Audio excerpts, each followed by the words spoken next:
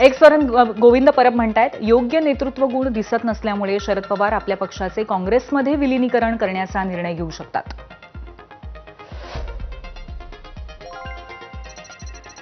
विलिनीकरण फक्त पवार आणि त्यांच्या लोकांना हवं आहे, त्यांच्या 10 आमदारांना कुणी विचारत नाही. अनिरुद्ध रानडे यांची युट्यूबवरनं प्रतिक्रिया.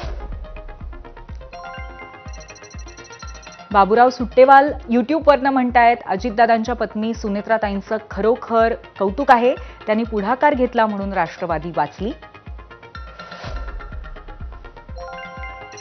फेसबुकवरनं जयप्रकाश पाटील म्हणतायत, वेळीच दोन्ही पक्षांनी एकत्र यावं, नाहीतर दोन्ही पक्षांची अवस्था 2029 संपता संपता बिकट होईल एवढं मात्र नक्की.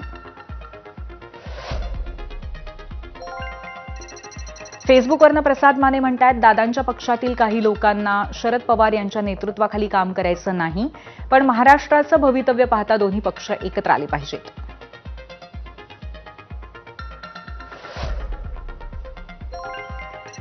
इन्स्टाग्रामवरनं रमेश यांची प्रतिक्रिया आहे, भाजपमधील काही धुरंधर विलिनीकरण होऊ देणारच नाहीत, हे सूर्यप्रकाशा इतकं सत्य आहे.